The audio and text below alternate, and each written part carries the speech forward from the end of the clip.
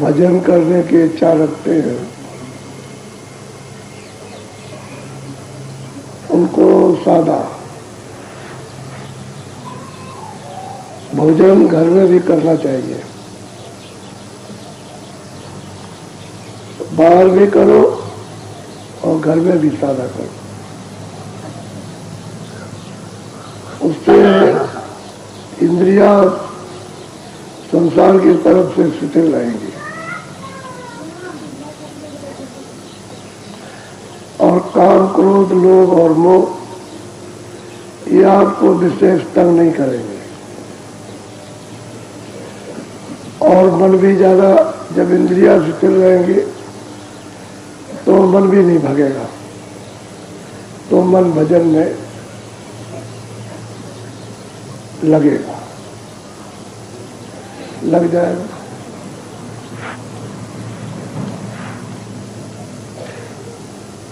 पहले लोग घर से निकलते थे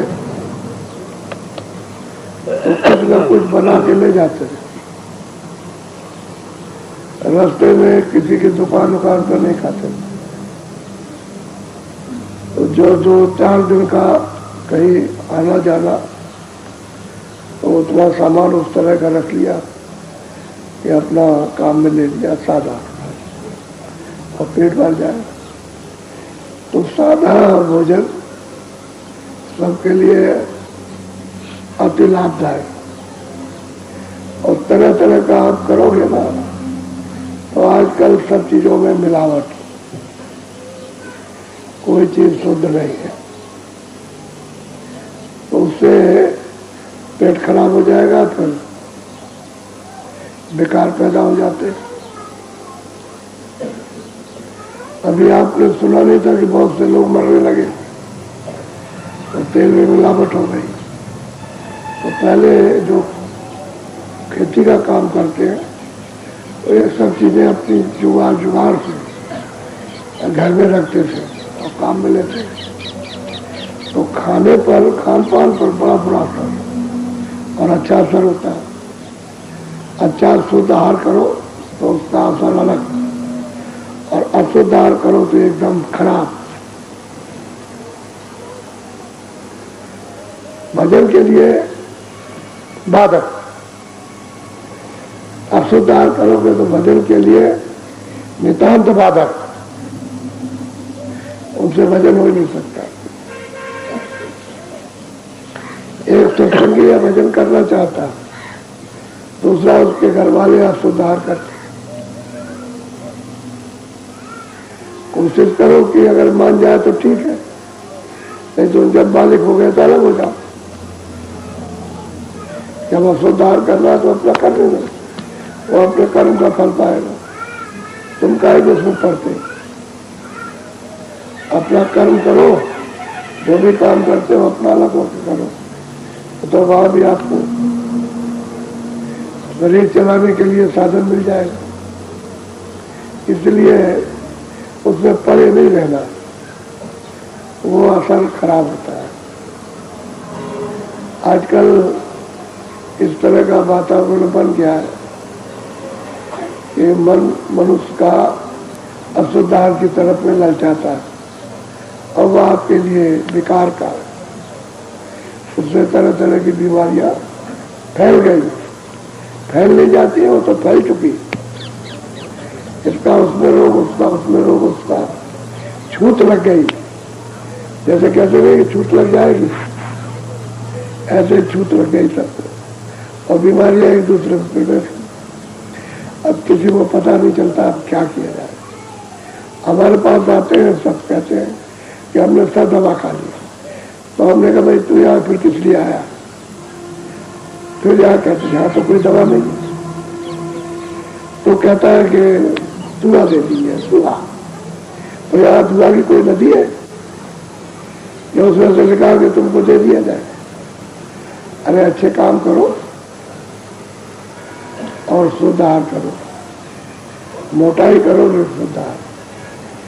गुरु महाराज सुनाते थे कि सूखा, खाली सूखी रोटी खाओ यानी उसके साथ कुछ भी नहीं, नमक रोटी खाओ। जितने भी शरीर के सब उसके अंदर में मिल जाएगा, सब शरीर का रस मिलेगा और शरीर पुष्ट रहेगा, ताकतवर रहेगा, निरोगी रहेगा। कहते हैं सब चीजें मिल जाती हैं अनाज से। लोग जायके के लिए खाते हैं, तो जायके से लिए तो नुकसान करता है। सादा आहार बहुत अच्छा होता है। ये तो भजन करना है, और भजन नहीं करना तो जो चाहो तो करो, वो करते ही है लोग। लोगों को भजन तो करना नहीं, उनको पता ही नहीं कि मुझे कहाँ जाना। अपना जो चाहते सो करते हैं, अपना करते हैं। लेकिन जब आत्मकल्याण की बात आएगी तो वही सुधार करना, उसके बगैर काम नहीं करना। शरीर का पालन पोषण करना है तो जो चाहो तो करो, और आत्मा का पालन पोषण करना है तो सुधार करो, तभी जीवात्मा जगेगी। और दूसरा कोई रास्ता नहीं, कोई रास्ता नहीं। इसलिए जो बातें आपको बताई जाती हैं वो बिल्कुल सही, उसमें इधर उधर का कुछ नहीं है। तो जरा थोड़ा सुन लीजिए। आप तो कहते हो कि मेरे ये मेरा वो मेरा, तो सुनिए, थोड़ा ध्यान देकर सुनिएगा। महात्मा बहुत जगाते रहे, और जो जाके निकल गए, जो सोते रह गए, पड़े गए, भोग रहे। मनुष्य शरीर तो उनको मिला नहीं, वो तो छोड़ के चले गए। और तुम यहाँ मालूम नहीं कि कहाँ गए।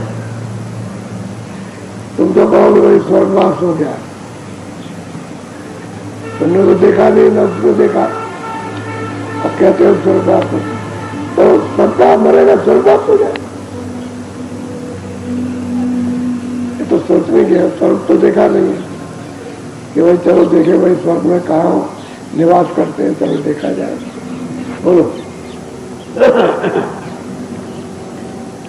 दोने से सूरती भाई न्यारी रे, मन से बांधी करे यारी। अब महापुरुष समझाते हैं कि देख भाई, इन्हें सूरत धुन से, शब्द से, नाम से आनंद होता है।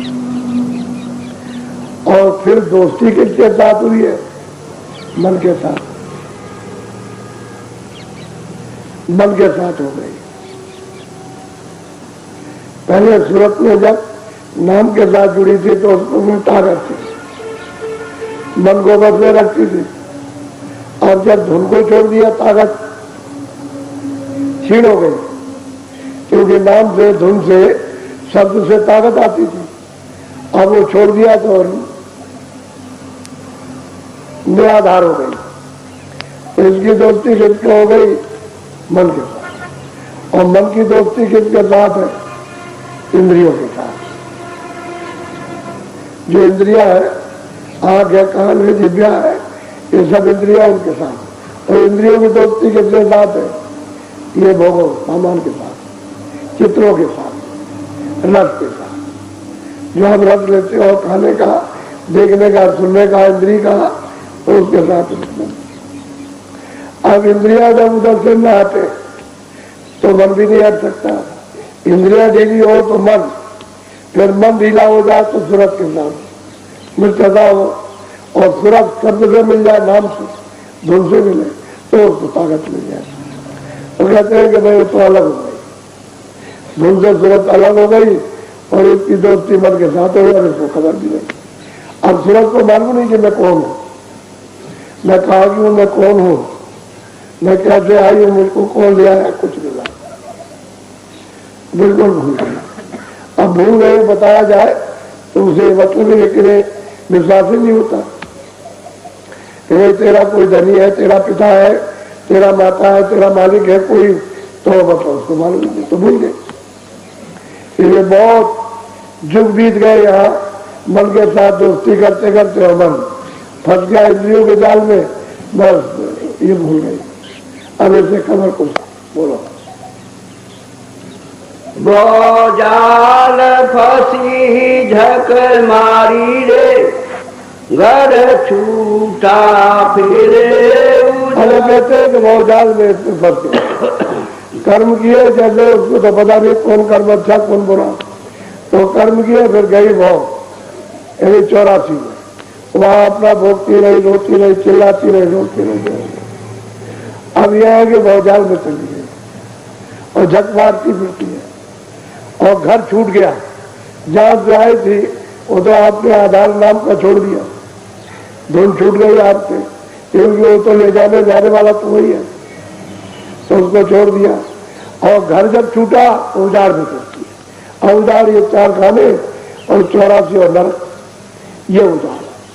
और कभी भी न गई, कितने युगों के बाद मिली होगी तो उसी में फिर लगा दिया, फिर वापिस लौट गई, उजाड़ में फिरती है और वहां कोई भी आधार नहीं, उसके सहारे का कोई सहारा देगा, इसको बचाएगा।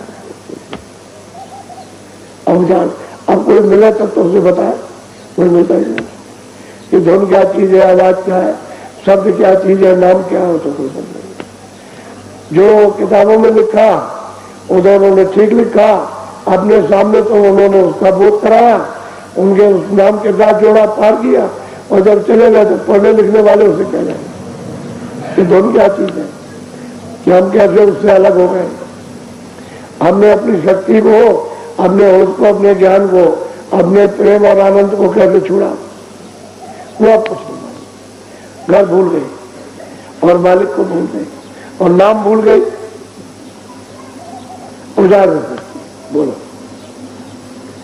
गुरु ज्ञान नहीं चित्तधारी रे, विष भोगे विषय। कहते हैं कि भाई गुरु का जो रास्ता था नाम से जोड़ने का, वो कभी कभी मतलब पहले तो आते नहीं थे। अभी 700 वर्ष के अंदर जब महात्मा अपने घर से आए, जहाँ से हम सब लोग आए हुए, तो उन्होंने आकर के जीवों को चिताया, उन्होंने जीवों में ध्यान दिया, उनको नाम के साथ छोड़ा, चढ़ा के ले गए, घर पहुंचाया, बताया देखो ये तुम्हारा घर है, और ये तो सब परदेश में तुम फंसे हुए थे, घर भी छूट गया था, आधार भी छूट गया, मारे मारे फिरते थे, तब हमको ये ज्ञान हुआ। तो 700 वर्ष के अंदर महात्मा आए अपने घर से, उन्होंने आकर के संदेश दिया। पहले तो कोई आया नहीं था, पहले तो जितने भी आए वो सब यहाँ भूलते चले गए, रास्ता बंद हो गया, कोई बताने वाला मिला नहीं, ये घर का रास्ता क्या है, बस रह गए वैसे। किताबें जो आए वो तो नीचे कोई थोड़ा और ऊपर, थोड़ा सा ऊपर, बस वो लिख करके चले गए, बताया तो कुछ नहीं। अब किताबों में लिखा हो कभी समझे नहीं आता, करने वाले मिले नहीं, तो कहते हैं भाई वो महापुरुष जब नहीं मिले तो रास्ता कौन बताया। अब वो कहते हैं जब आए तो इनको जगाते, तो ये चेतते ही नहीं, जो बात कहते हैं चित्त में रखते ही नहीं, उसको उड़ा देते। तो घर तो छूट ही गया, आधार भी छूट गया, तुम्हारे बारे में बहुत सारा अब खोज करते हैं आप बात होगी, और वो बताते हैं कि भाई तुमको ये नरदही मिली है, किराए का मकान है, तुम इसको किसी तरह से अपनी बार सफर कर लो, काम में ले लो अपनी जीवात्मा के लिए। ये तो काम में लेते हो भोगों के लिए,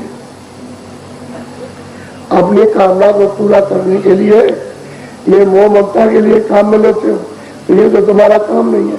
अरे जीवात्मा को घर में पहुंचाने के लिए काम ले लो, वो असली तुम्हारा काम है, तो उसका तो काम किया नहीं, और बस ये काम करते रहे, विषय विकारों में फंस के आ सकते, ये काम करते। अब कोई कहता है कि भाई चलो वहां थोड़ा सा पहले चलो, कुछ समझ लो, कुछ मतलब प्राप्त कर लो, कुछ दिया जा रहा, तो कहते हैं हमको जरूरत नहीं, तो भूले चेतते ही नहीं, जागते ही नहीं। अब कोई जगेगा तो जिसकी प्रारब्ध साथ देगी और जिसके ऊपर में कृपा हो जाएगी वो तो थोड़ा जाग जाएगा, होश में आ जाएगा, बाकी तो सब भूले हुए। बोलो सिर भार उठावत भारी रे, जमदंड सहे सब कहते हैं कि भाई जो कर्म का अधिकार आपको दिया है उसका भार सिर पर लग गया, तो सरकार ने यानी 3 लोग के मालिक ने ये विधान बनाया आपको अधिकार दिया, उसका उल्लंघन करते हो, उसे प्रभाव लाते हो। और सरकारी जो दंड है 4 खानों का, उसको भोगते हो। उन्होंने कहा देखो ये जो तुम कर रहे हो किसने मिलेगी, मैं कारागार में बंद करूंगा, सख्त दंड दूंगा, सजा दूंगा तुमको। तो उसमें तो सरकारी होता है तो किसी को छोड़ता नहीं है। जिसने नियम बनाया आप उसका उल्लंघन करते हो तो सरकारी है, और कर्मों का भार आप लाद रहे हो, आप ना करते हो अपना लादते हो, और वो दंड देता, सजा देता, उसके यहाँ माफी नहीं है। कोई आदमी कहे कि भाई जिसने नियम बनाया वो माफ कर देगा, जिसने अधिकार दिया वो नहीं माफ करेगा। तो कहते हैं नहीं तुम क्यों करते हो, अपनी इच्छा, अपनी कामना, अपने स्वार्थ, अपने मतलब, अपने उसके लिए करते हो। हमने तो नहीं कहा कि करना, ना हमने ना कहा ना हमने कहा करो, तो दोनों में किसी में शामिल नहीं है। आप अपनी इच्छा है, अपना अपना करो, अपना अपना भोगो, तो तो सरकारी है आदेश, उनका तो दंड आपको मिलेगा। तो कहते हैं भाई जन का दंड सहते हो, रोते चिल्लाते हो, कौन सुनता है? अरे ये जो 84 में पशु पंछी में जो पड़े रो रहे चिल्ला रहे, कौन सुनने वाला? और कब इनका छुटकारा होगा? कल के कल बीत जाते हैं, कितने जुग बीत जाते हैं, तब भी उनको 84 छूट करके मनुष्य शरीर में आने का मौका नहीं मिलता। और अब मौका मिल गया तो तुम फिर उसी में लगेंगे। तो इस निर्दयी से कुछ काम करो। जो सरकारी अधिकार है वो तो आपको सजा देगा, नहीं छोड़ेगा। वो तो संत ही माफा माफ करते हैं, दूसरा कोई माफ करने का किसी के पास अधिकार ही नहीं है। वो तो भोगने का है, तो जो करोगे वो आप भोगोगे। अच्छा करो तो अच्छा, बुरा करो तो बुरा। सत महात्मा दोनों को रफा दफा कर देते, वो ना पुण्य को रहने देंगे ना पाप को रहने, तभी तो जीव छुटकारा पाएगा और घर में जाएगा। ऐसे कैसे जा सकता? वो मिलते नहीं है कि आपको मैंने वो रास्ता बताए और स्वर्गों को नाम से जोड़े और उतारे बाहर, वो मिलेगा नहीं। और आप उनके पास जाते नहीं हो, और जाते भी हो तो बस वही पुरानी लकीर के फकीर जो कर रहे थे वही करते रह गए, और कहते हो कि हम तो वह जाते हैं, कुछ वही क्रिया करते हो जो कर रहे थे, और वो सब क्रिया झूठी है, धोखा है बचने का, उसमें रास्ता नहीं है, रास्ता छोड़ करके कर रहे हो। तो जो कर रहे हो उसका फल मिल जाएगा, उसका आराम मिल जाएगा आपको, और उसमें कितना बुरा बनेगा वो तो आपको मालूम है, वो जानते नहीं। बोलो। दुख विपता बहुत सहारी रे, अब साथे गोरो कहत पुकार। कहते हैं तुमको इतनी दुख विपता है, तुमको 84 में नरकों में मिली, इतने दिनों के बाद आए तो कम से कम सुन लो, अब चित्त से चेत करके और जो कहे उसको सुनो और मानो। और थोड़ा सा आप अपनी सूरत और मन को नाम के साथ, धुन के साथ जोड़ दो। धुन तो आ रही है, अब तो लोग सुनाने लगे या धुना ली, अब तो देखने भी लगे, और कुछ पढ़ा लिखा नहीं है, कच्चर भी, लेकिन ऐसी बात कहेगा जो पढ़े लिखे नहीं कर सकते। अब लोगों को होने लगा, करोगे तो होगा, और नहीं करोगे तो कैसे? जब दरवाजे पर बैठ करके करोगे, ये मत देखो कि कोई काला सांवला है, कोई टेढ़ा मेढ़ा है, कोई क्रूर है या कोई निर्धन है, भी कुछ नहीं। वो तो अंदर का रास्ता ही सबके लिए। वहाँ सांवला और गोरा काला पढ़ा लिखा उससे कुछ मतलब नहीं, वो तो घाट पर बैठे और कोई भी हो जा सकता, उसको किसी को भी ये ज्ञान प्राप्त हो सकता है, कोई भी जाए, कोई भी तो उससे जुड़ जाए और चल जाए अपने घर की तरफ। अब ये सुनाने लगे, अब कितनी खुशी होती है जब तो अपने साधन के बारे में कि मैं ये मतलब मैं बैठ के करता हूँ, ये देखता हूँ, ये सुनता हूँ, तो कितनी खुशी होती है। वही तो माल कमा के रखना चाहिए, अगर संसार मानते आकर। तो जो नहीं समझते हैं वो रोते गाते, ये दे दीजिए, वो दे दीजिए, वो दे दीजिए, संसार मांगते हैं, लड़का दो, लड़की दो, धंधे दो, काम दे दो, नौकरी दे दो, खेती दे दो, दुकान ये दे दो, वो दे दो, ये बीमारी वो बीमारी दूर करो, बच्चा बच्ची को इसको दूर, तो यही होता है। जो कहते हैं अरे भजन कर ले, तो वो भी तो कुछ करना चाहिए, कि वो कुछ नहीं, उसके लिए कुछ नहीं, भजन के लिए। और ये वो तो व्यवस्था सब लोग कह रहा, वो ऐसे नहीं जाएगी, भजन करने से जाएगा। आफत मुसीबत रोग दो 84 नरक कटेंगे तो भजन करने से कटेंगे, इससे नहीं जाएगा। इस चीजों से नहीं आपको जा सकता, तकलीफ नहीं जाएगी, इसी में पता रहता है। तो वो चीज मांगो जिससे सब फल मिल जाए। वो क्यों नहीं मांगते हो कि घाट पे बैठ जाए, कोई दया कीजिए, मेहनत करते हैं तो मतलब है उससे सब फल मिले, सुख भी मिल जाए, शांति मिल जाए, आराम भी मिल जाए, सब कुछ मिल जाए उसको। और संतोष मिल गया, आपको सब्र मिला, सबसे बड़ा धन मिल गया। सब्र मामूली चीज है, संतोष सब्र मिलता है, सबसे बड़ी दौलत मिल गई। ठीक है, मालिक ने जो दिया बहुत दिया, बड़ी दया होती है, ये छोटी बात नहीं है, बहुत बड़ी चीज है। लेकिन नहीं संसार होता तो उनको आपको सत्संग के बचनों को तो आप याद नहीं करते, उसकी महिमा तो समझते नहीं, बस एक हसीस कसीस करके बात बोलो। सोने मान बचन मेरा प्यारी रे, घट उलटो लखे तुम मनुष्य रूपी तन में, शरीर में मेरे बचनों को मान ले और घाट पर आकर के बैठा ले सूरत को, समझ गए। और जैसे ही बैठेगी उधर बस समझ ले कि लखू जारी है, इन्हें तेरी आँख खोलेगी उजाला देखना शुरू कर दे, वो अंधेरा चला जाए, उजाला हो जाए। तो हम लोगों को मालूम होने लगा कि अंदर में आँख अलग है, बाहर की आँख अलग। अंदर में आँख जब साफ होती है खुलती है तो दिखाई देता, कान भी अंदर में है, बाहर के कान अलग। जब कान साफ हो गए तो सुनाई देने लगा, अब मालूम धीरे धीरे होने लगा। लेकिन जब मैं थोड़ा सा मिला जुला दुख तकलीफ जब मालूम कर लेता तो अच्छी बात है आपके पकड़ में आती ही नहीं थी, उधर निकल जाती थी। और आप समझते थे अरे भाई कोई मतलब संसारी बात, संसारी उसमें भी कुछ नहीं था। मैं दूसरे शब्दों में बात वही समझा रहा था, लेकिन आपकी समझ नहीं पड़ता। तो हमने कहा जब आप उससे भूल जाओगे तो कहना बिल्कुल बेकार, सीधी बात करो कि तुम इसलिए आए हो और यहाँ तुम्हारा कुछ है नहीं है, कोई तुम्हारा साथी संगी नहीं है, सब धोखा है।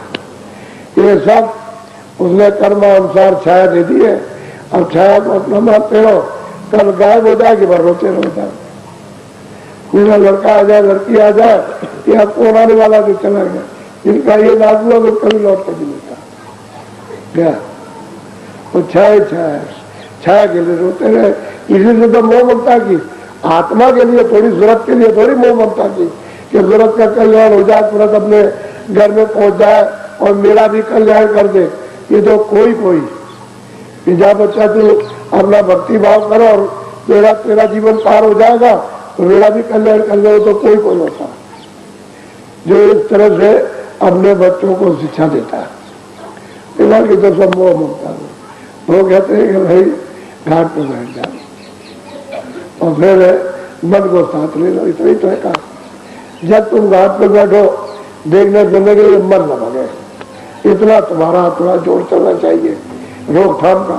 कहते हम उधर निदौड़ाएंगे या बैठाएंगे, अब जो कुछ भी होगा या बैठ जाओ। तो थोड़ी में बैठने लगे तो काम शुरू हो जाए, तो मन को भी रथ मिलने लगे, सुरत भी जानने लगे, वो अपनी चीज देखने लगे, आधार पकड़ने लगे, काम जल्दी पकड़े। बड़ा प्यार से समझाते, सुरतों को ऐसा नहीं कि बहुत प्यार से बोला। सकारस पियो पारी रे, चाहे खोलो गगन। जब तू धुन को पकड़ेगी तो सब डालो, उस शब्द में रस कौन सा अमृत है। घाट पर अमृत मिलता है, उधर कई अमृत है। सर्दी तो जरूर है कि इंद्रियों के घाट पर मन बैठता है तो ऊपर से उसकी सर्दी आ रही सूरत को मिलती है और वो सर्दी मन को वो मन लेता है तो सर्दी मिलती है, बाकी आनंद नहीं है। आनंद तो शब्द के साथ है। तो कहते हैं कि अपार आनंद, वो अमृत पीने को मिलेगा। इधर पियो और जो अपार अपने घर से जो स्रोत आ रहा है उसको पियो तो अमृत आ रहा है। तो कहते हैं गगन का जब दरवाजा खुलेगा तो कहते हैं कि टूटा, यानी जैसे टूटी खोलो तो टप टप टप टप, फिर उसमें मुंह लगाओ पियो, तो अमृत है, उसी को पी करके तो अजर अमर हो जाओगे, तभी तो आगे कदम बढ़ेगा। तो गगन के बाड़ी खोलो, जब तुम घाट पर बैठोगे उजाला होगा तो उजाले में दिखाई देता है, इस शब्द के साथ जुड़ो और उसका रख लो, चलो, तो गगन में जो आकाश में जो दरवाजा तक खुलेगा, तब अमृत पियो। वो आ रहा अमर तक, सीधा चला रहा हूं सबसे, बोलो। गोर बिना नहीं कौन आधारी रे, सत्य गोर पूरे काज सुधारी। कहते हैं कि भाई गुरु के बगैर, अरे सदगुरु पूरे, कहते हैं उसके बगैर कोई कुछ नहीं कर सकता, कोई आधार मिलेगा ही नहीं। आधार तो वही पकड़ाएगा जो पूरा होगा, जो आता जोता होगा, जिसने उस रथ को लेकर के और चल गया, दरवाजा खुला, वो उससे आधार मिलेगा और किसी से नहीं मिलेगा। तो कहते हैं गुरु, और फिर कहा सदगुरु पूरा, उससे बगैर उसको किसी से मिला जाए। चाहे इतनी किताबें पढ़ो, कोई किताब सुनते रहो, लेकिन यह है कि वो चीज नहीं सुनेगा। किताबें तो जवाब लिखूंगा, लेकिन घाट अलग है। घाट अंदर जो जाएगा वो बार बार उसी को कहेगा, जल्दी घाट पर बैठो, जल्दी घाट पर बैठो, वहां धुन को पकड़ो, मतलब यह है कि धुन को पकड़ो, आवाज पकड़ो, उधर शब्द पकड़ो, उसको मतलब यह है कि उसका रस लो, तो बार बार इसी की प्रेरणा देगा, और जिसे मालूम नहीं हो कुछ नहीं होता है।